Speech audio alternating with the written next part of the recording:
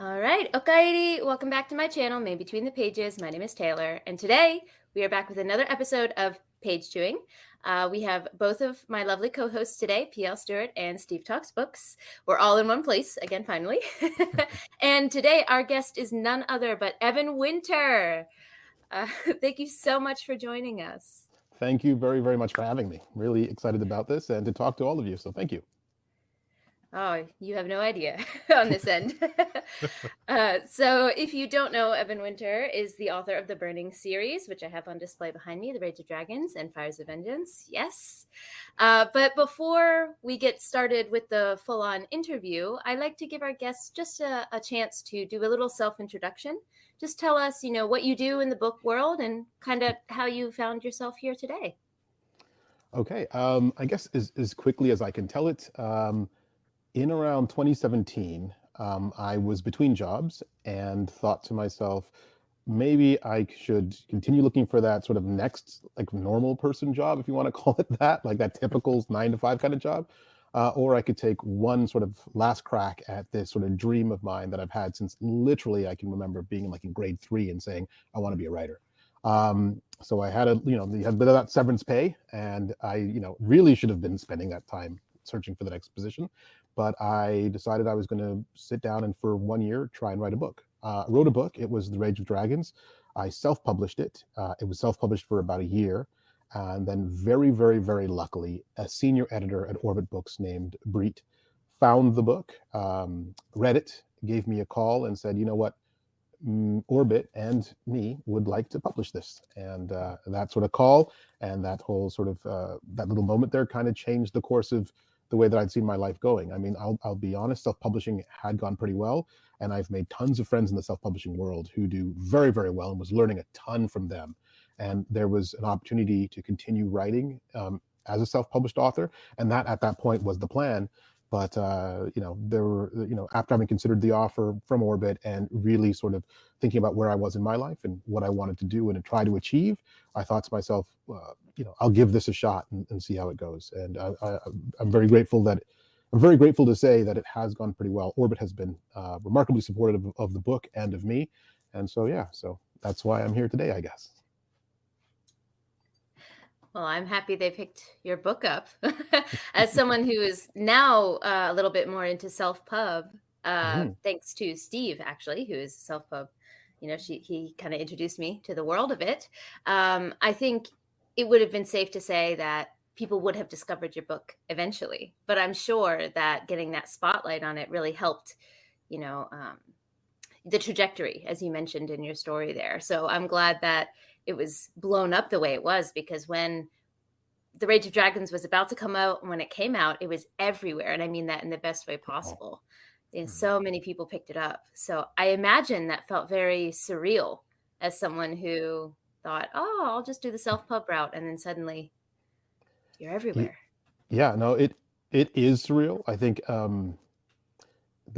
the craziest part probably was to walk into a bookstore, I'm in Canada. And so up here in Canada, one of the major chains is, one of the major chains is sort of Chapters in Indigo, right? And to walk into one of those bookstores and to go into the science fiction and fantasy section where I have been sort of, I've been like stuck in that section since I was a little kid. And then to see a book with my name on it, that just, it's the feeling, it was indescribable. And I have a son, and so to get to bring him with me and for him to see that, and it just there are no real words to say or to properly express how that moment felt for me. So that was a huge thing. I think that also, even having been self-published, there was a large amount of sort of joy in being able to tell the story and put it out there and have people actually buy it and read it and then leave comments and questions and reviews, and that was really exciting as well. So I feel very sort of, I don't want to say grateful again, but I feel very grateful for sort of the order of my journey and starting self-published and being able to do it that way, because there's much more of treating it like a business as well. There's a business and an art component, and I'm glad to have sort of been immersed in that world for the first part. And I'm also very glad that I had the chance to experience walking into a bookstore like Barnes and Noble or Chapters in Indigo and seeing my book there. And to properly rep the indie world, because I really do think I should do that, because I still have a ton of friends in indie, and they are, they are hardcore writers and hardcore business people, and they get their books out there to the world as well. And it's really good to see that even in the indie world now, you are much more able to get your book into bookstores like Chapters Indigo, like Barnes and Noble. It's still more difficult, obviously, than if a traditional publisher is behind you and creating that push and getting those, getting that distribution for you, I should say. But it's getting easier for indies as well. So that feeling that of seeing your book on that shelf, where when you were a little kid before indie was really existed the way it does now, it's possible with both tracks, I think. So to anybody out there who's trying to write or interested in writing, know that both paths are completely valid ways to go. I couldn't agree more, and I see PL nodding vigorously. Yeah, I mean, of course, Evan is on a completely different level than my books. I totally understand what he's saying. I've been blessed enough to get my books on consignment regionally into Chapters Indigo, and they're wonderful. Chapters Indigo, shout out to them, the premier bookstore in Canada. A little plug for them there. And yeah, when I walk into Chapters and I see my books near Evan's, who is, a phenomenal writer whose work I so admire, and the John Gwynns and the George R. Martins, it is surreal. But of course, with you, Evan, I think so much about you is so fascinating, and you're a very humble guy. You gave us that explanation as to how you got where you are. But I mean, I think people need to understand that the fact that someone from a major traditional publishing company, from a big trad house, sought you out. Like, normally the route is you query your book to get an agent, and then you might query hundreds, thousands of agents. It might take years for you to for an agent to pick you up, and then even once that agent picks you up as a client, they have to shop your book, and there's no guarantee that a traditional publishing company will accept your book for a book deal. And then even once you get a book deal, there's no guarantee that that book's successful, it sells, and that you get subsequent book deals. But you, sir, you had someone from a publisher seek you out, wanting to get you on board. So obviously, that's a testament to how successful you must have been. Like I said, I know you're humble, but Rage of Dragons must have completely blown up as a self-published book for someone from Orbit to come looking for you. So can you tell us more about how all that came together, how you managed to basically forego the normal route and get to where you are? Yeah, you're exactly right about that normal route. It's long and arduous, to put it in epic fantasy terms, I guess. And I think that I feel very fortunate for having gotten a chance to kind of miss having to do that whole thing. And in fact, the part of the reason I chose to self-publish was because I tried to learn about publishing, and I learned that was the typical route, and it just sounded so hard and such a long and winding road to sort of travel. So yeah, I self-published the book. One of the places that I did sort of talk about the book initially was on Reddit's R Fantasy forum. It's a massive forum. Back then in 2017, it probably had about 500,000 subscribers, I think, maybe even a little less than that. And now I think it's roughly around 2 million, I guess. If maybe someone will correct me in the comments or something. But roughly will know that number. Yeah, somewhere. Exactly. But roughly around 2 million subscribers. And and so when I was posting there, it was about 500,000, and I was basically sort of saying, hey, I'm a part of this forum. I've been here for a while under a different alt or whatever, and so I finally sort of added my real name as sort of my account, and I was like, I've been here for a while, and I don't know if this is going to go well or not, but I've written a book, in the style of all the stuff that I love to read, and hopefully somebody else here will like to read it. And that post that I made did really, really well over the next couple of days. A lot of people gave the book a shot from that post. And I think because of the traction it got, there are certain places that people in traditional publishing industry, editors or marketers or whatever, are, they visit as well because they're fans and readers as well as the people who work in this business. So my editor has an account on Reddit, and on that day, I guess, or over that few couple days, she happened to come across the post and gave the book a shot. And I say that because PL's right. Like, self-published books can have a huge impact, can make massive sales. In many cases, sales on the same sort of order as you would see from a big best-selling traditionally published book. You don't often hear about those books, or you don't hear about them as much necessarily, because they're typically sort of maybe more contained to like in the Amazon ecosystem or some of the other online ecosystems, as opposed to both online and offline ecosystems. But they're making mad sales. And I'm very, very happy with how the book did as a self-published author. But like, there were authors doing way bigger numbers than I was. And I think so. It wasn't even that the book was such an outsized success. It was just really, to be honest, right place, right time. And that's, not to, people talk about luck, but really so much of finding success or getting to the place where you hope to be in your dreams or your mind, it does depend on somewhat being in the right place, right time. It does depend somewhat on luck. Like on that day when Breet went online and she saw that post, she could have just kept on scrolling, right? It's so easy to do. And she said something about whatever she saw made her go, oh, that's interesting. Made her actually go seek out that book, pick it up. She would have had to buy it, I imagine, which is very unusual for an editor because they get hundreds and hundreds of books for free. She had to buy that book and then sit there and read it. You know what I mean? And it's wild to think about that process because it's so unlikely. And so what can you call that but luck to a certain extent? I mean, I tried to put in as much work as I could to get to where I got to, but at the end of the day, she's scrolling through Reddit that day and her coffee's not quite ready. She gets up and walks away. She walks back. She forgets what she was doing. She keeps going, and this whole story is different, right? So that really seems to ring true for even Travis Baldree, who we talked to. He was like, yeah, right place, right time for me as well. Someone tweeted my art, or the art for the front, and that really helped him. So it really seems like to be a combination of doing the groundwork and that little pinch of magic that sometimes just happens, Yeah, no, I think that's exactly right. And shout out to Travis Baldree, who has, in all of my dealings with him, and they're sort of mostly just online, he seems like the awesomest, kindest, nicest guy. And he's now a New York Times bestseller, traditionally published, was a massive success indie, is an incredible audiobook narrator. And like you say, he did all the work. It's not like he was just kind of like hanging out and lightning struck. He did all the work, but it still could have not happened in the way it did. And so, yeah, but It's awesome to see it happen to somebody that nice. So that's really cool.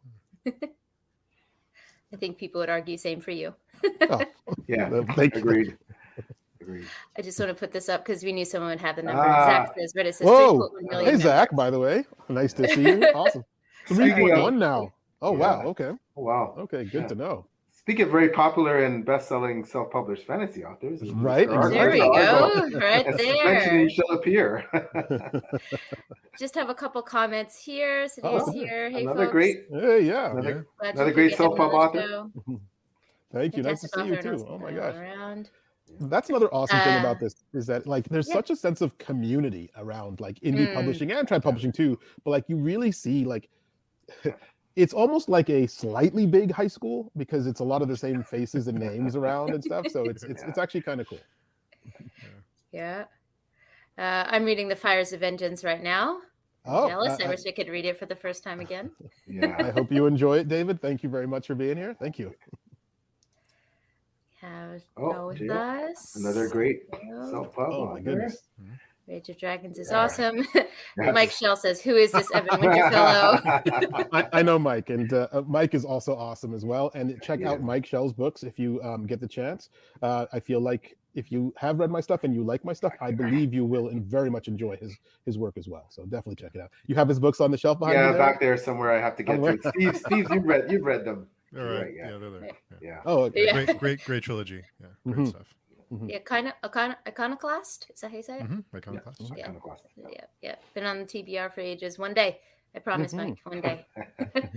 Kehad's here as well. Hello. Just a quick disclaimer that I realized just now. All of these comments appeared in one giant chunk randomly. So Steve had mentioned that the comments were weird on StreamYard. So if you're commenting and it's taken me a while to get to it, they're showing up in big chunks instead of right when you guys send them. So I'm just putting that out there for anyone watching live right now. I am not watching and I will get it up as soon as I see it. But to kind of go a little bit more from the macro to how Fires of Vengeance got to where it is today, to talk a little bit more about the work itself. Your work is praised for many different things, but one of the things you will always hear, myself included, is that your battle scenes are phenomenal. The sequences are just gripping, and there's so many of them in the book, but you never get tired of them in a way that I find can happen. You know, you kind of get battle fatigue and you're like, all right, yeah, swords again. You know, you can feel that way about some books with lots of battle scenes, but I have never felt that way about yours. And I'm curious if that was a conscious effort when you went in, you know, oh, well, I want to focus on battle scenes here. This is something I really enjoy writing, or if it naturally flowed for you and it just became an integral part of your series naturally. Oh yeah, thank you. That's a great question, and I think that really what I was doing in my approach to writing The Rage of Dragons and just my approach to writing so far is I'm trying to take everything that I enjoy about our genre, everything that I enjoy about reading, and trying to inject as much of that as I possibly can into what I'm writing. So I love, like, I mean, I love books that make me keep turning pages. I love books that that I struggle to put down. I love books that keep me up late at night and that are such an experience because although I maybe have to get up for work or whatever it is the next day, I can't go to sleep because I've got to get through the next section.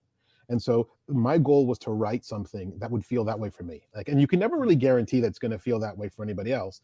But I was like, I'm going to put all of the things that keep me turning pages, that make me think, oh my gosh, this is the awesomest thing that has ever existed. I'm going to try and put that into my book, and it's going to be completely focused on what I think is amazing, incredible, compelling, captivating, and changing even the way you think about the world a little bit, hopefully. And if I'm really lucky, I'll be able to find a few readers who kind of read like I do and go, you know what, I love what's in this book. And that was really the goal, because before this, I'd worked as a creative director for an infrastructure firm. I'd been a music video director for about 15 years. And so there was a large part of my job was trying to figure out how to take someone else's idea or concept and make it sort of connect for a broader audience. And it's a struggle because you're always trying to take the amorphous idea of an every person and sort of go, well, these are the kind of attributes that fit into what we're targeting. And you're never like sort of laser focused. It's a very sort of shotgun approach in terms of the person, in terms of the group of people you're targeting. And so it's difficult to do it well. And that's why a lot of commercials, I think, when you're watching your favorite TV show or whatever, and a commercial comes on, you're kind of like, oh, commercials.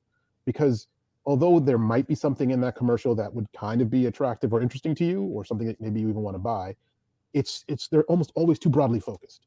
And so that was my job for like 15 years, was to try and target very broadly. And so when I finally had a chance to write for myself, I said, I'm going to throw all that out of the window. I'm not going to try and say, well, what does the market want? Or what do epic fantasy readers want? I didn't try to do that because I'd been trying to do things like that for so long. I said, what do I want? What do I want to read? What do I want to see? And the plan was always to then, as an indie publisher at least, to try to then use the online marketing tools like Amazon ads or Facebook ads or even Twitter ads, which didn't work at all. Sorry, they're musking Twitter and whatever. It did not work at all. Anyway, back on track. Try to use all those online tools to sort of find people who read like me. And so that was the goal. And to not think of marketing the book, which is an integral part if you're indie. It's half the job, literally. The hardest part is writing the book. But then the next hardest job immediately after that is to make the book visible enough that people find it and read it, and the right people especially.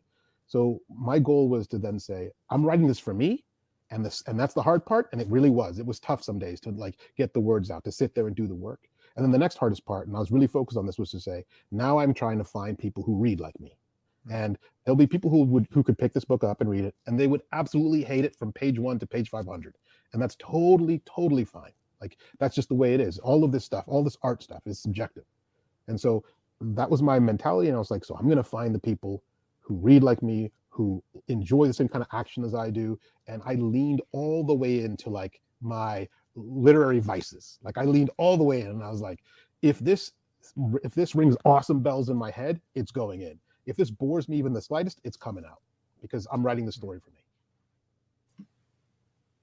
Wow, that's incredible. And I have to say, I too am such a huge fan of obviously your entire work, but your battle scenes. I mean, when in the writing community, when you talk about people who write phenomenal thrilling battle scenes, your name is always mentioned along with the Miles Christian Camerons and the John Gwynns and the you name it, right? Like any author who's heralded for their battle scenes, you're mentioned in that list. So hats off to you. And what I love about your battle scenes is the depth and complexity of the battle scenes. But beyond that, you're able to write battle scenes of every type. You can write the one-on-one, brawls, the duels, those really climactic duels. You can write those large scale pitch battles. You can write any type of battle and make it thrilling. And that's a real skill. And I know you have a bit of a martial arts background. Obviously, you've done a lot of research and stuff about warfare and combat. But what do you think is? I know you talked a bit about it there, but what's the real ingredient, the spice of what makes you write battle scenes so well? I know for me, again on your level, but people like my battle scenes because of the buildup, right? Mm-hmm. I've read your battle scenes where the buildup is enormous, and it's on that tract of vengeance coming. And I've also read your battle scenes where it comes out of nowhere, suddenly just explodes. The fight just explodes, and that's it. So, but what's your, and you might be able to tell us, but what's like the secret sauce of your skill there? Okay. Yeah. A big question and a tough one, but yeah, thank you for it Tell as well. us all And the your kind secrets. words. I will do my very best. I think for me, what I'm always trying to, I'll back up a bit and start here. I think that I'm a very plot focused reader. I think that there are character readers and writers or whatever, and there are plot readers and writers, and there's probably several other types of readers and writers out there as well. I've come to learn that I'm very plot focused. I like for everything to move, every single moment in the story to move me closer to the end. Not because I'm in a rush to get to the end, but because then it makes the story feel super taut. Like it feels like a string that's vibrating because it's pulled so tight that it might break at any moment, right? And that's what I love in stories, because when the stories feel that taut, every single bounce of that string, it just makes it go zzz, like it makes that noise, that harmonic noise in your head kind of thing. And so I love for stories to feel like that. And I don't have any issues with stories that are not, but when I'm writing, I think of things almost like, sounds weird, but almost like a video game. You have video games, and oftentimes they have side quests, right? And they help you fill out the world and understand the space and really get into the characters and the whole thing of that video game world. Whenever I played video games, I'd be going straight to the end. Like I wasn't a side quest kind of guy. Like that just wasn't me. And so I thought to myself, that's who I am. And again, in an attempt to write the perfect book for myself, I was like, I don't want side quests. I want a story that is, whenever we tell stories to each other, even if you're talking about your day, there's a reason or a purpose that you're telling it, right? And as to quote Brandon Sanderson, journey before destination, for sure. But I think that for me, the journey is made all the better when it is sort of charging for that destination in a certain way. And so when I'm writing fight scenes, there's always the goal of having every action, every beat, every moment building towards where we're going at the end. People don't often think of fight scenes necessarily as side quests, but I think they can sometimes become side questy. And so I'm always trying to say, well, if there's a fight scene here, what is it doing that's leading us to where we're going? How is it helping me build to where we're going at the end? And part of what helps me do that is that I'm a plotter. I'm not a pantser. I've said this a few times, but my books are around 500 pages. My outlines for those 500-page books are about 100 pages for outline, right? So the outlines are very detailed. They have every single moment and every single scene sort of listed out. I know who the characters are in the scene, what their names are. So by the time I'm writing, I know all the stuff. I know where the story begins, where it goes to the middle, where it goes to the end. And so the advantage of that in sort of that like very taut style that I try to aim for is that in the outlining stage, when I hit a fight scene or a big battle moment, I know why it's there, and I know how it's meant to build towards the end. So that allows me to create it so that the fight scenes always, they're never pushing the story to the side, like they're never pushing off the main storyline. They're always ideally and hopefully keeping us going straight towards that end. And then the second thing I really try to do is what happens to those scenes in editing. As I'm editing and going over and over those scenes, I try to make the words disappear off the page for me when I'm reading them. So I reread those sections over and over and over again. And whenever a comma trips me up, whenever a word choice trips me up, I try to strip it out, change it, and alter it until I can read through the entire fight scene section and not feel the words at all. Because we can read something that's poetic and beautiful, and the words are part of the way we experience and enjoy that. When I'm writing a fight scene, it's meant to be primarily visceral. I think of things as either visceral, intellectual, or emotional. And I try to strip away the intellectual for the fight scenes and aim for the visceral and the emotional. So the intellectual often is the words and the type of word choices and the way we construct the sentences. I try to read those sections over and over again and edit them over and over again until the words disappear, until there's just moment to moment to moment, beat to beat to beat, action to action to action, without stopping or slowing down to take in the beauty of the words. It's not about that in those moments for me. It's a fantastic breakdown. and it really does come through on the pages. There's an urgency to your battle scenes, to the story, that really rings true to everything that you just said. So it clearly comes through the page. Tao as a character also seems to really embody these things. And we had a couple comments here before we move on from battle scenes that have popped up here. Beth says, I'm marginally familiar with physical training with swords through recreation, and the training sequences were gripping. I was absolutely absorbed in them, and they ring true. Thank you. Thank you so much, Beth. It really means a lot. Thank you. Training sequences are another huge part of your book as well. It's not just battle with other people. And we're going to keep this spoiler free. So I'm not going to say how you're able to fit so many training sequences in that allows you to push characters in a way that they might not be able to be pushed otherwise. But that, I really loved that aspect of that as well. You could really explore things that way. I will say real quick then that about that, that was one of the toughest parts of book one, was trying to figure out how I wanted to do that. And again, without spoilers, there is sort of something that happens within the nature of the world that has been that within which the story exists, that allows the main character to achieve things that should normally not be able, that normally one could not achieve. And I knew where I wanted to take the character. I knew where the story was going to go, but it took me a long time to figure that part out. That was probably the part where I got stuck the longest in book one. And the funny thing is, after having written The Rage of Dragons, I realized that people have done things that are similar. Obviously, no idea is unique in the world. And people have done similar-esque things in anime, in manga, in all these other places that I wasn't as familiar at the time. And so, it's like I was sitting there beating my head against the wall, trying to reinvent the wheel to a certain extent.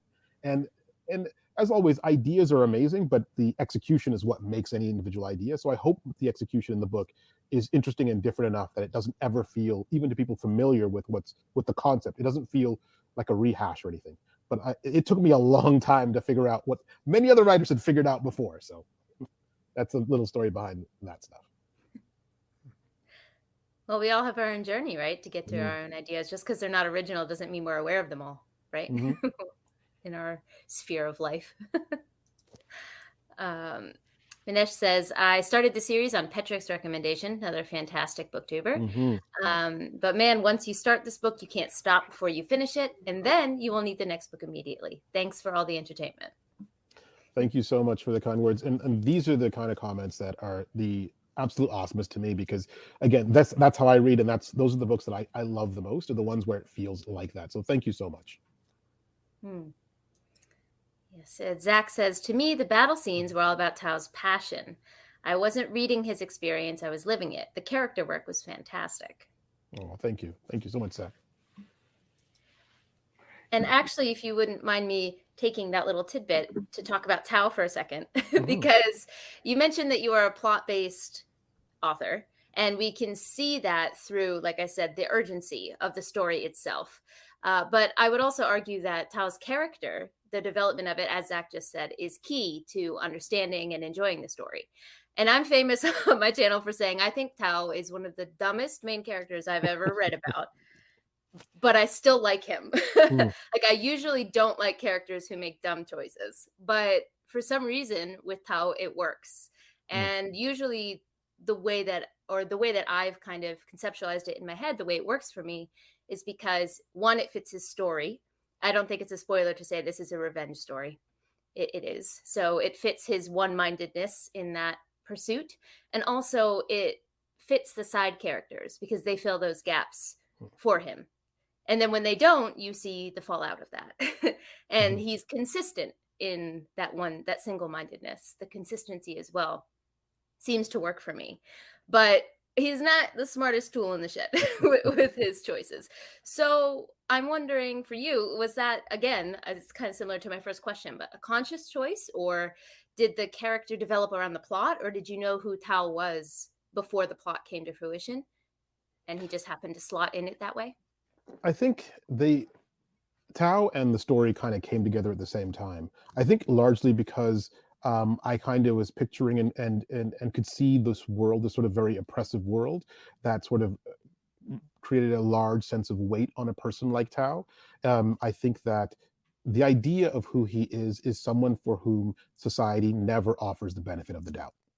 And it's kind of like, I think of him this way sometimes. He's the kind of person where, given the way his society views him, if, for example, he was stopped by the police, as an example, it doesn't matter what choice you make. It's still very easy for that encounter to go very, very wrong because of his place in society. And so it often feels like he makes really dumb or short-sighted decisions, but there's almost no decision that can be made that can guarantee him a positive or a good outcome.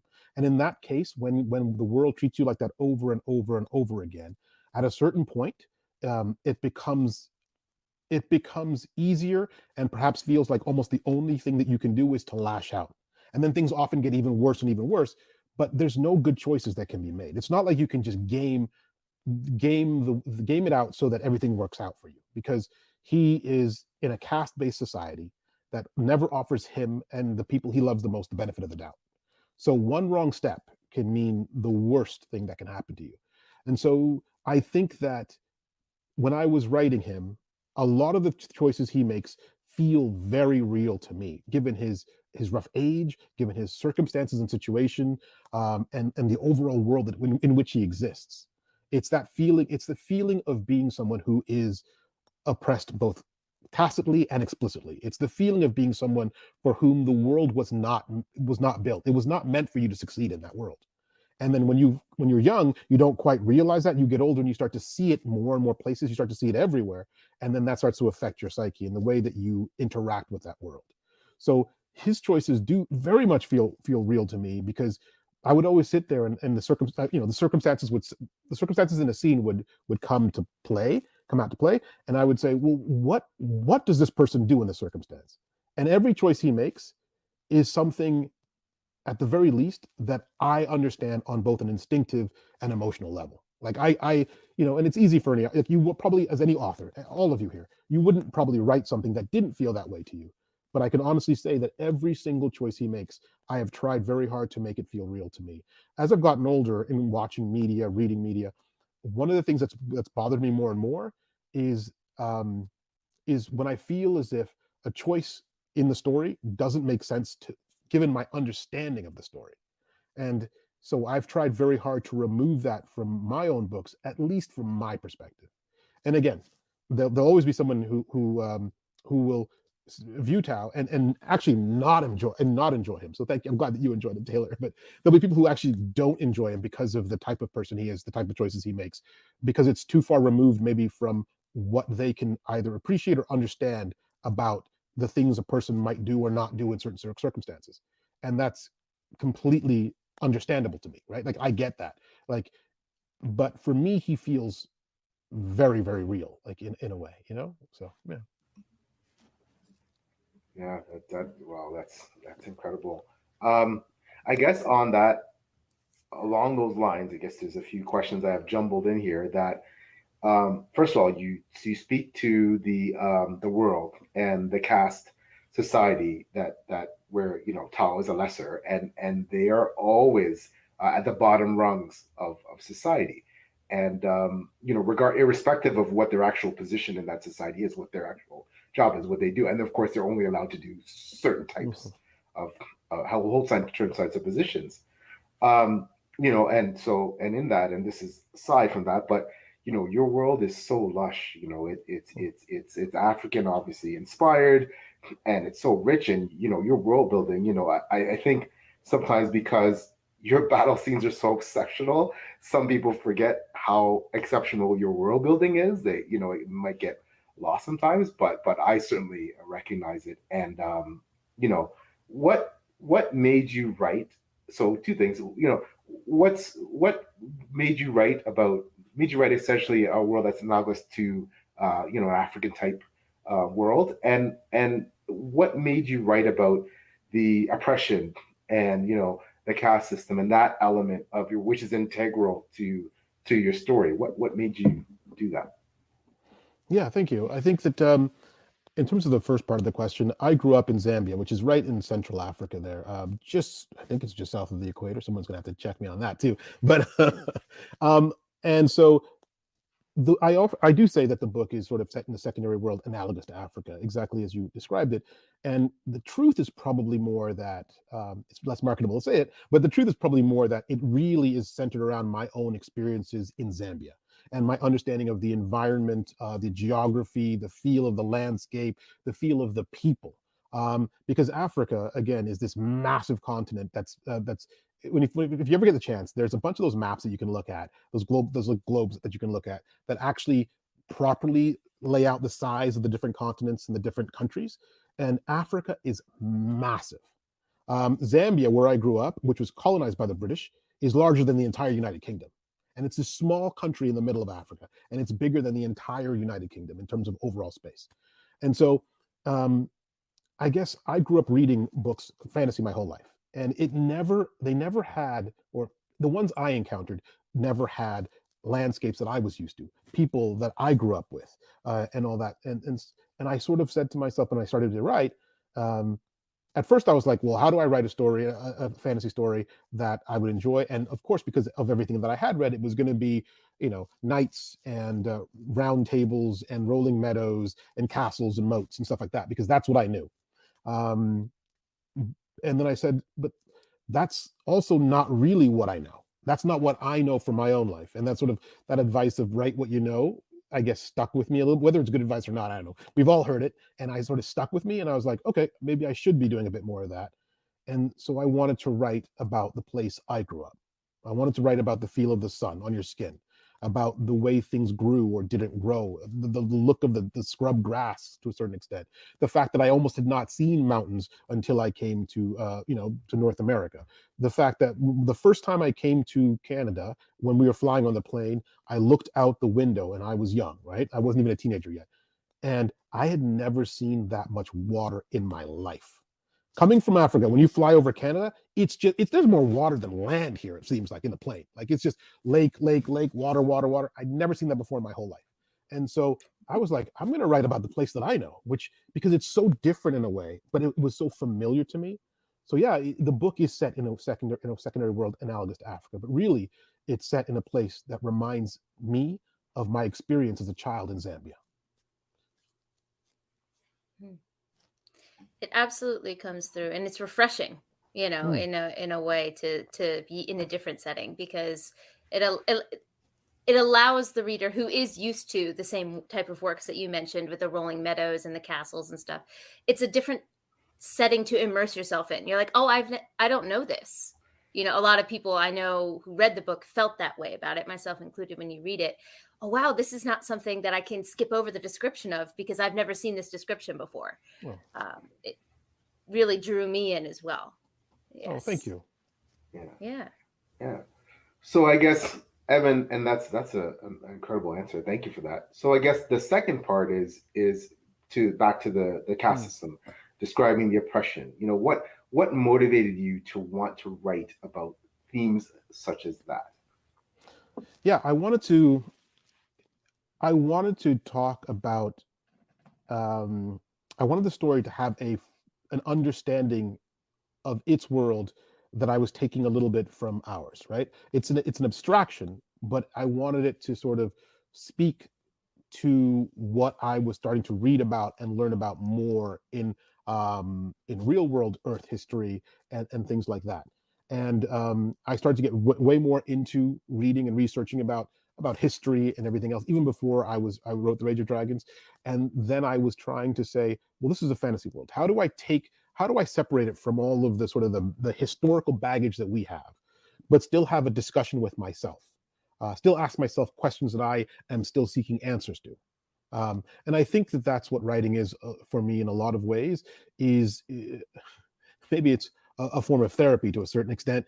Is I'm asking a lot of questions, and one of the goals that I have is not to necessarily try to answer them for the reader, especially, but maybe not even answer them for myself, but to ask the questions and to explore them, to try and better understand the world that I exist in and the human condition, as at least as I can see it from my very biased perspective of just living the life from only from this perspective, right? I try to be empathetic and understand everybody else as best as I can, but everything that I'm putting into the books is me trying to better understand the human condition from my limited perspective, and by asking questions to do that. Yeah, I feel that answer deep in my soul. Taylor and Steve, who know me well, they know that I feel that answer deep in my soul. That's incredible. That's why you write that, and it really works. It really works in terms of for Taylor specifically, and knowing that he always feels, no matter what position he holds, he's about to be crushed underfoot, and he can't escape. In some ways, so much of his revenge is wrapped up in not being able to escape his background, his upbringing, and his position in society. And so many of the people he's looking to take revenge on are people who would normally oppress him and people like him. And it just makes it so much more powerful and just so much more dramatic and just so much more, when he actually gets those moments of revenge, it's frankly so satisfying. You're sitting there saying yes, right? And because he is essentially one of the oppressed, right? So yeah, I just found it amazing. Thank you. Something else I also enjoy is you take the micro scale there and also the macro scale. So Tao is of the lowest of the low in his society, but then you look at what his society has done to others when they first arrived. let's not give anything away, but when they first arrived, they have also, it's not just within society, it's being part of a larger group of people who have done that in history. And I'm not saying that you were specifically drawing parallels to the real world, because I think that it's important, like you said, to ask questions in a fictional way, because that allows us to look in the mirror without the baggage of history, which is what you already mentioned. But just reiterating that, I think that a lot of fantasy that delves into these things allows us to reflect in a way that's a bit more honest with ourselves. And so I'm not saying that you were drawing an allegory there. I'm not going to put words in your mouth, but I think it's really important to view oppression from different sides like that. And that's something that really struck me from your book, is it wasn't just one story here. It was within a larger context of how that action affects even cultures as a whole and groups as a whole. Thought it was a very well articulated discussion. Thank you. Yeah. And no, and that's exactly, thank you. I mean, that's exactly what I was trying to do as you describe it. And so I'm glad it feels that way as you read the books. And again, I know that for some people it won't feel that way, or maybe the discussion will seem as if it's trending or heading in a direction that they go, I don't know if that feels right to me or whatever. But I my hope is always to ideally find people who are interested in having the discussion in the same way that I am, so that we can sort of talk about it together in the same way that I think we often talk about art being in conversation with other art. And that's also kind of what I was doing as well, in terms of, with all the books that I'd read in epic fantasy, I do try and be, to a certain extent, in conversation with them as well, in terms of the characters that I'm interested in seeing come to life in the work that I'm working on, the worlds and the way they come to life. It's trying to be in conversation with the other books in the genre. And so as I'm writing, as I'm world building, as I'm creating, as I'm asking myself questions through fiction, I'm trying to combine my current understanding of the world as I can appreciate it, with my favorite fiction, and all that I love from that fiction. And I'm trying to learn and entertain myself at the same time. Um, I'm trying to learn what it means to live and exist as a person. To be again, it always comes back to me. It always comes back for me to the human condition, and I'm trying to better examine that, while still hopefully having the absolute best time I can. And that's my goal. I think is really to just can I enjoy the heck out of life while still hopefully getting better at it. If that makes any sense at all, I don't know. I wish we all hope for that. We all hope for that. I just wanted to put a couple comments up here. Monet is here. Hi, Monet. She says, Tao is my favorite no thoughts, head empty character because Tao has one goal and you know it. And it's so entertaining to watch him disregard anything else outside of his one goal. Yes. Thank you very much, Monet. And he can be very no thoughts, head empty. I won't deny it. Well, it's one of those things where you know the decision that's going to be made before it's made. You're like, oh no, Tao baby. But the consistency is there, like you said, and that's why it works, because you know. We have here, for me, Tao represented the common man's anger towards the injustice inflicted by his oppressors. Perfectly timed comment. Yeah, and that's sort of, and again, that's also that's what I'm trying to do, and by putting myself to a certain extent in his shoes, and trying to say, what does this really feel like, and what's the outcome of the way that the world treats you? I think it's in book 2, and this is gonna be hilarious because I'm about to butcher my own quote, but it's sort of like I'm actually not even tempted. It's the line that he's talking to Queen Siora, and he says, and she says, "Well, what is rage?" And he says, "She says, what is rage? Is it like love?" And he says, "It's rage is love turned in on itself when it has." Wow, I really cannot. I cannot do the quote. That's hilarious. But yeah, basically, he's talking to her about how rage and love can be two flip sides of the same coin, and how rage is that same passion that you put into love that comes out of you when you feel as if the world will offer you no other opportunity to live life as you wish you could live it, and not live. So yeah. Now I'm circling back in my head and thinking to myself, one of the things that actually helps me when I write, I swear I believe this, it may not be true at all, is that I am massively forgetful about my own work. And so when I read it during editing, it's literally like I'm reading something that somebody else wrote. And so it's awesome for me because the way that helps me as a kind of like a mini superpower is that when I'm reading my own work, I go, oh, that's dumb. I don't like that. And I change it to what it's like getting to read your favorite book, except you can change it to be better as you go. You can change it to be more of what you like as you go. And because I can never remember anything, like as I'm reading the work, it feels totally fresh. Like, how they say, write a thing, and then before you edit, give it 6 months, let it sit. I can write it, get to the end, go back to the beginning, and I have no clue what's happening back there. And I'm just reading it fresh. And so I get to kind of like fix it like with fresh eyes. So yeah, the power of being forgetful. No, that's awesome.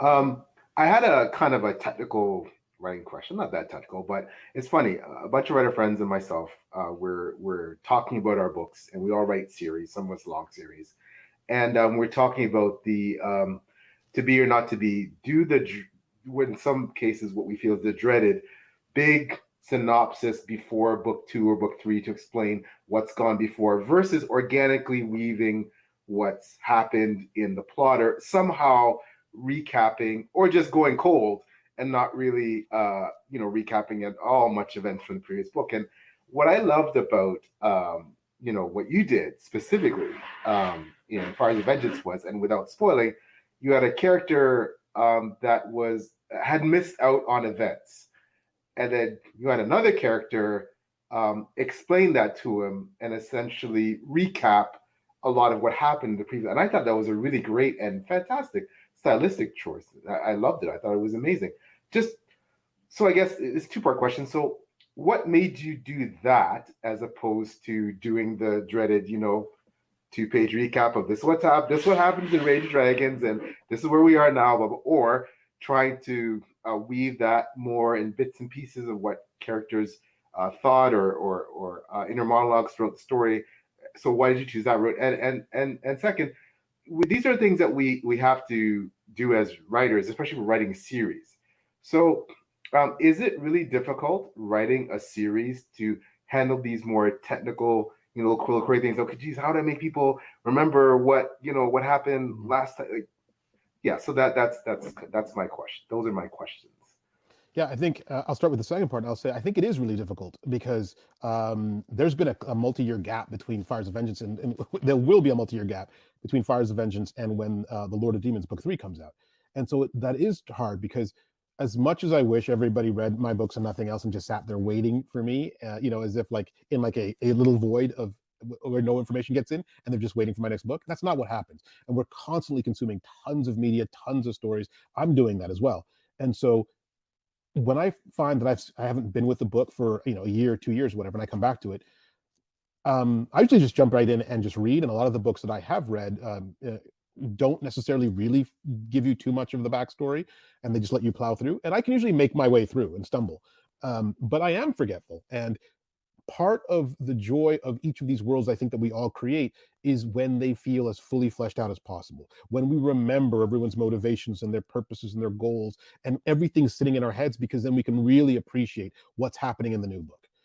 So what I tried to do with book 2 was I wanted everybody to be on the same page, I guess is a funny way of saying it, but I want everybody to be on the same page with the continuing story and to really feel as if they had come back to it as if they just put the last book down.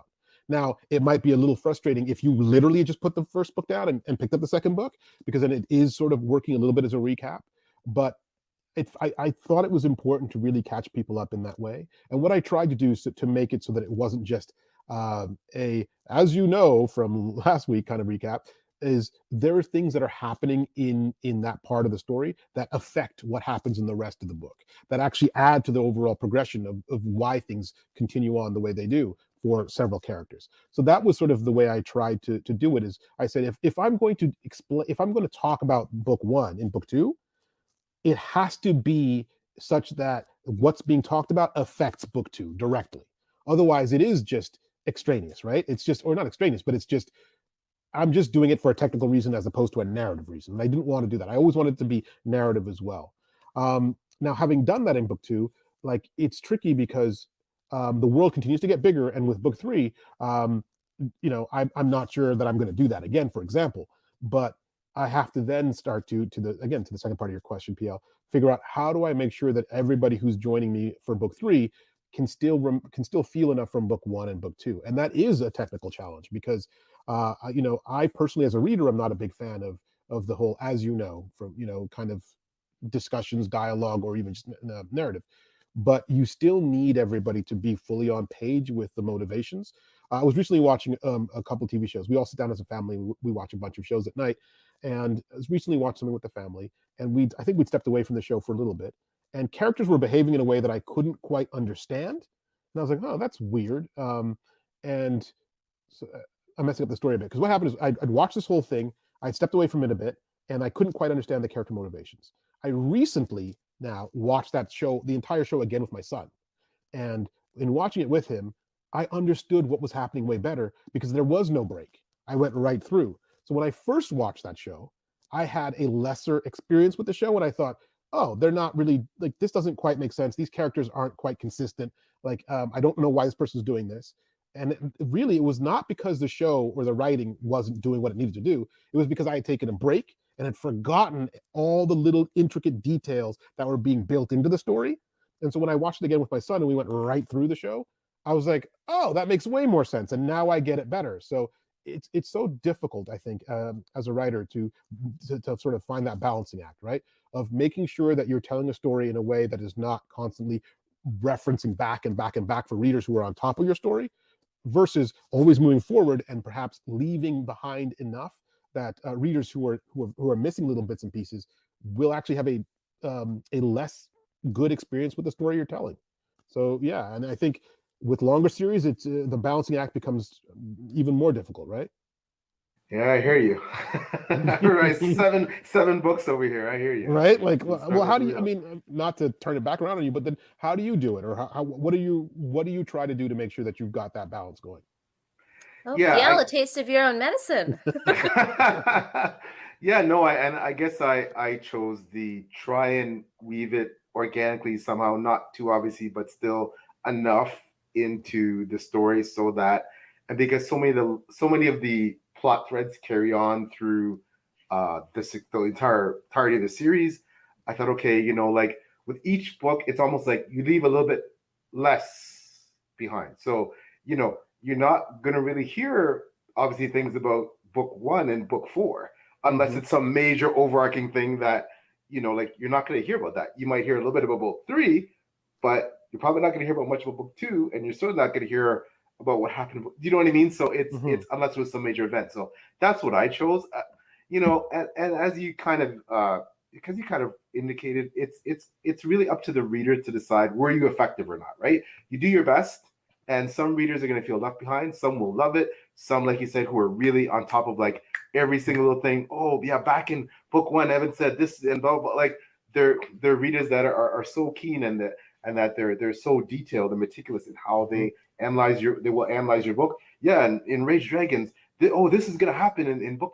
And for those people, it's not an issue. But for the people that need more of a refresher, yeah, it's so yeah, it is a bit of a juggling act. But I guess the proof's in the pudding, right? People will tell you, oh, this was too recap heavy, or this really worked for me. And of course, there'll be varying opinions. For some people, something will be too recap heavy, and for some people, it's perfect. So, Mm-hmm. I like how in your discussion, Evan Winter, you also, I don't know why I said your last name, Evan. I like how you, in that, maybe I'm so used to saying your name is a set. Hi, Evan Winter, it just comes out that way. But I like how you mentioned that it has a connection to other media as well, because Steve, his name is Steve Talks Books here, but he also has Steve Talks Movies channel. And I imagine, as someone also who has worked in both fields, you were in, TV and had to work in that sphere for a long time as well. It's across all media, how to try to connect these stories. I mean, the Marvel Cinematic Universe is a big one. I don't know I stopped after Infinity War. Look, I'm just gonna roast myself here in public on Maine, but I don't know what's happening anymore. And so I'm curious if Steve, if you had any thoughts on, as a reader and as someone who's an avid consumer of TV and movies, do you find your experience is similar to what we've been talking about, that it can be, the balance is difficult to strike? Yeah, it can definitely be. I was actually curious, Evan, if was there ever a movie or a book that, because you said you've been reading fantasy for a while, is there a story that sticks out for you that you can go back to and say, this is what got me into fantasy, this is what made me want to write my own stories? Oh, that's a tough one. I have been enjoying fantasy for such a long time. I think that I grew up on like sort of these slightly absurdist, interesting worlds of Roald Dahl, and even before that, some of the um, other books. And I loved that kind of stuff, that kind of fantastical storytelling from there. But that was still sort of all based on Earth, really, right, on our world. And then I guess one of my first introductions to fantasy was probably Crystal Shard by R.A. Salvatore. And then I got all the way into the Dritz books and read all the Menzoberranzan ones and the Underdark. And really enjoyed those as well. I think that's when I was like, oh, okay, this is where I'm the happiest when I'm reading. Like, I can read, historical fiction or romance or anything else and have a perfectly good time and enjoy the stories. But like, no one pulls out swords and there's no dragons and there's no magic. And I'm sort of like, well, you guys are missing something here. Like, you could imagine if this was this story and there was magic. Like, that's even better. Like, let's be honest. So I don't know. I loved the idea of how I think in the books that I love, the magic and the world building adds to the questions that can get asked by the writers. So yeah, it started way back then, probably with a lot of the Forgotten Realms books. And then I just kept reading fantasy. I read other things, but you read. I'll pick up sometimes. That's a really highly lauded literary fiction book, and they'll be great, but they're still not fantasy. And so I always have to come back home. Yeah, and so that's where I love to be, and I just think there's something extra about the way that we can tell stories in our genre that excites me. I can certainly relate to that. I've definitely had the thought, this is awesome, but what if there were dragons? You know, what if? Could definitely relate to that. We just had a couple comments here from a while ago. I want to make sure I get up. Mike says, good writing is often an exercise in empathy. It's one of the reasons reading broadens our own sense of connection. I'm a firm believer in all of that. Yes. Monet also says something that I very much agree with. Rage of Dragons is one of the best prequels I've ever read. I still very much want that story. I think she's talking about the intro right there. Oh my God. Thank you. And you know From what? page 1. A quick little story about that. That was probably not the easiest, I'll say, the fastest writing that I've ever done. Like I sat down, I plot heavily, so I done the whole story plotted for Rage of Dragons. I sat down and that entire sort of prologue came out in like 1 or 2 writing sessions. And I have been chasing that dragon ever since, because it's a struggle to write as fast and as quickly. And also with that prologue, almost none of it changed. Like even after Orbit picked it up, almost none of that changed. It's sort of stayed from draft 1. It's basically, I had to add a comma here or do this or that, but it just stayed. And it just came out so fully formed. And again, like I say, I've been chasing that ever since. Like everything else feels a little bit harder. Now, maybe it's, in fairness, some of it's because there's the weight of everything that's been written before sitting there. And PL, talking about a 7-book series probably feels that very much. I think that's also maybe what George R.R. Martin feels, although I don't want to speak for him, but I look at the density of the world that he's built, and I have to imagine that every new word comes harder because it has to lift the weight of all that's come before it as well, right? This character can't say this or move in this direction or arrive here at a certain time because the plot demands it. They can't do that. They have to do it in a way that the world allows. And so the longer and the bigger your world, the more that's there. And so I think that even as I get deeper into a series, I do feel that. I feel the weight of everything that comes before behind me. And so, yeah, and so there's more responsibility. There's just more to look out for and to watch out for, I think. So that's been an interesting experience for me, at least, trying to finish up the series. Wow. Yeah. Really quick question about seeing your book in the bookstore. Have you ever stealth autographed your own books? You know what? No, I've asked the people in the booksellers in the store if I can assign them, and they've always been really, really good about it and super awesome. One time I had to show ID to do it, and I guess I think the ultimate fear is always that you ask, and I've heard other authors say that they've asked, and they've been like, "Oh, my books are here, and can I sign them?" And one bookstore was like, "No, why would you? If you sign them and we don't sell them, we can't return them to the publisher." And and I guess that's true, but that author, and they tell the story, they're like, I felt so bad and so small, and so there's always a risk in all of this. So, but so far, it's been good and fine, and the bookstores seem excited to have you sign them, and they'll put the little stickers on that say like signed by the author, and that's really cool. So yeah. But I love that. Just that image of an author being like, "Can I sign the thing that I put in the world?" And they're like, "No, we're going to gatekeep that from you." Oh my gosh, yeah. And I know we're winding down too, but I want to also, and I know obviously you cannot give away spoilers. You can't give away the plot. This is an incredible series that so many people are just jazzed about. You were Rage of Dragons, one of the Times top 100 books. Like that's a huge honor. Congratulations, kudos on all the accolades you've been getting, Evan, and so well deserved. I'm a huge fan of your writing. So this is more of a comment that you can't really say. Like, so I look, as a writer, I look at what you've written so far, and I look at the tale, and I look at the prologue of Rage of Dragons, and I look at what I've seen so far, and I see, I know these aren't things you can answer, but I have hopes that Teo will survive. But I wrote this in my last review that I don't know if he will, and I know you can't answer that. But what I will say is this: is that sometimes I wonder if so much of Teo is about his journey for vengeance and ticking off these people on the list, and once, like, will he be allowed to have real happiness? Because for so much of it, he's a weapon in some ways for the people that choose to use him as such, and he's his own weapon, his own instrument of seeking vengeance. So you wonder, once perhaps that usefulness is used up, will Teo just retire on a beach, and just, and you wonder if he'll have that happy ending. And I know you can't tell us that, but I will say that, it makes me as a reader very care about him, very nervous for him, and wanting him to have that happy ending, even whether or not it's justified, and that's for obviously the reader to decide, and for you to write the way you see fit. But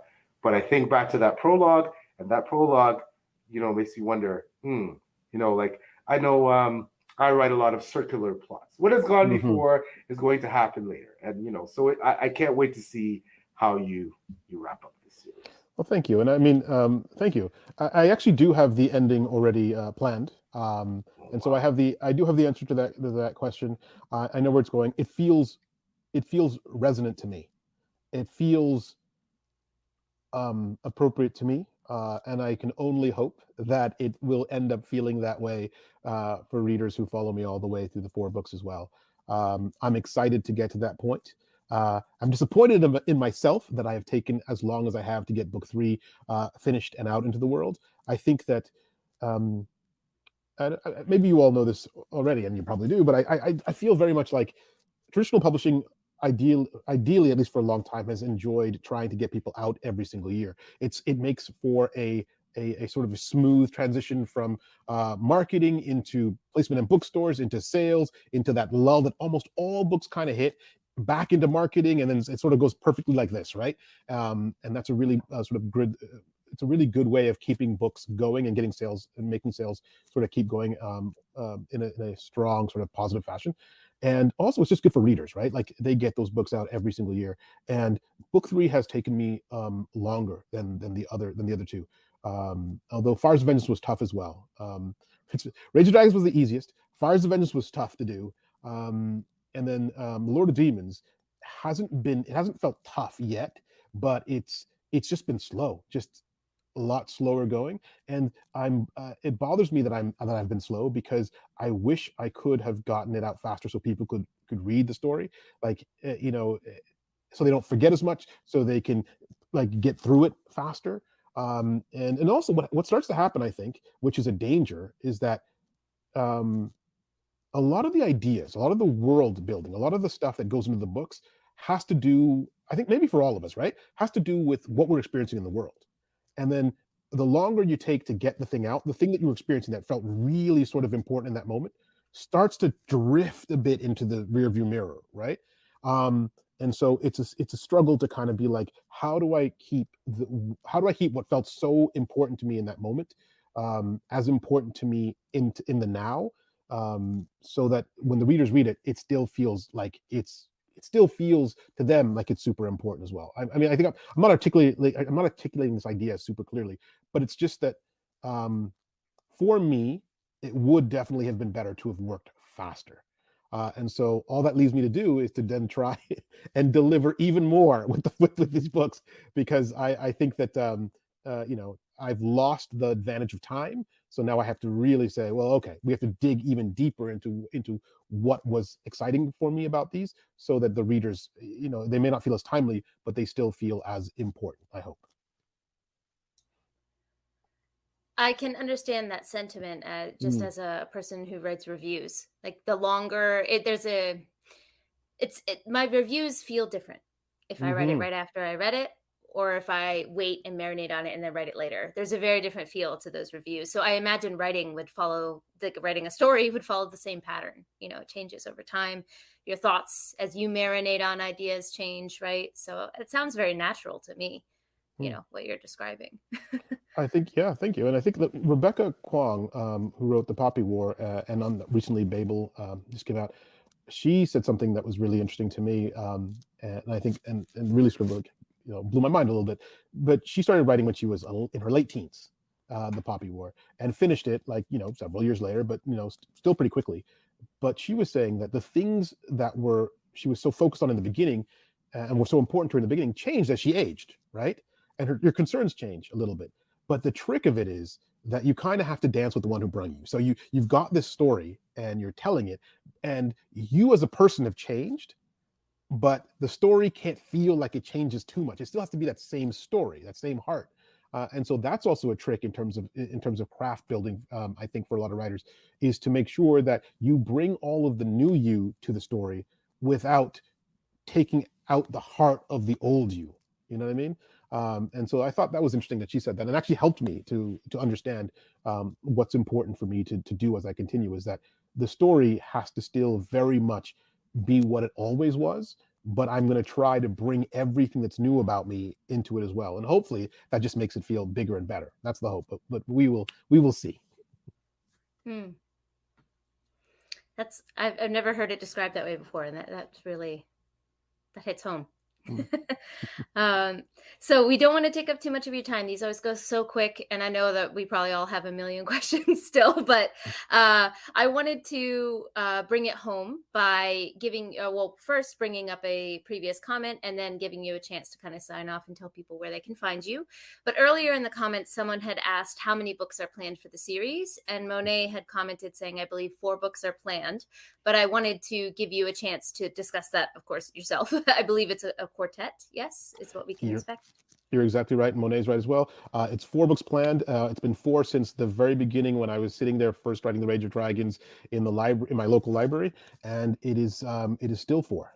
So yeah, I really don't believe it's going to change. One of my favorite things about stories is one of my favorite things about my favorite stories is when they seem to have a very determined beginning, middle, and end. Like you had something like Breaking Bad, which I don't know if it's true, but one of the sort of like the myths about that show is there was some discussion about lengthening it, and the creators were like, no, this is the end. We know what the end is, and we're not gonna, I don't want to stretch something out. I don't want the story to not be as taut as I had planned for it to be, and as taut as would feel good to me as a reader. So it was initially planned for 4 books, and I expect and intend to finish it in 4. I would argue more things need to do that. There's a lot of things that should have died a long time ago. So, okay. Well, so let's finish with a sign off here. If you wouldn't mind telling anyone who's watching this after the replay or in the comments now where they can find you, where they can look for your works, if they want to find out more about your art after this. Oh yeah, thank you very much again. Thanks for having me on the show, guys. An absolute pleasure to speak to all of you. You've been so incredibly kind and wonderful questions, so I appreciate that most of all. And yeah, if you're looking for me anywhere, the books should be in most of the retailers around, online and offline. Go to your favorite one, the one that you want to support the most. Grab the books there if you can. Online, I am probably the most on Twitter, although I've kind of been pulling back a little bit and not being on there as often. Who knows why, but it's just felt a little different. But yeah, no, I haven't been on Twitter as much, but I'm Evan Winter, at Evan Winter on Twitter. And that's probably where I am the most online. Wonderful. Just in case people don't know, my 2 co-hosts, wonderful co-hosts who are here, let's tell the people where they can find you as well. Maybe Steve and then PL, if you wouldn't mind. Sure. You can find me at Steve Talks Books or Steve Talks Movies on YouTube, or at pagechewing.com. Okay, you can find me largely beside my 2 wonderful co-hosts, Stephen Taylor on Page Chewing on either of their channels. You can find my reviews Before We Go blog, led by the incredible Beth Tabler. Taylor and I are assistant editors, and Steve is also a blogger there. You can find my reviews there, and on Goodreads. For the books, www.peelstore.com. The John Kingdom Saga, 2 books out now, 1 book coming, out in a 7-book series. And Twitter, thank you, Taylor. And Twitter is at Peelstore Rates, preferred social media handles. But just want to quickly say again, this has been a huge fanboy moment because I love these books and this series. Evan is such a phenomenal writer, and I will read everything he writes. And I cannot wait for Lord of Demons. Oh, honored and thank you. And in case you are watching this episode and don't know who I am, by some for some strange reason. Hi, my name is Taylor. This is my booktube channel, Made Between the Pages. This is mostly where you can find me. You can also find me on Steve's channel when he's the host of Page Chewing.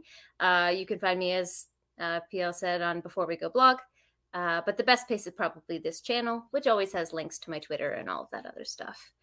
And before we go, I wanted to make sure I put this comment up because this is our goal. Really great to listen to this conversation. Definitely moving Evan's books up on the TBR. And that just means do success. it. Do it. You won't be sorry. Do it. Yeah. Thank you, Kehad, and thank you, Page Chewing, for that. Then see. Yeah. Literally anytime. We were so excited to have this discussion. Well, thank you everyone for joining us in the comments, anyone watching afterwards, and thank you once again, Evan, for joining us here. It was a delightful conversation, and we can't wait to see you guys on the next episode. So thank you guys for coming. We'll see you later. Bye. Thank you, everyone.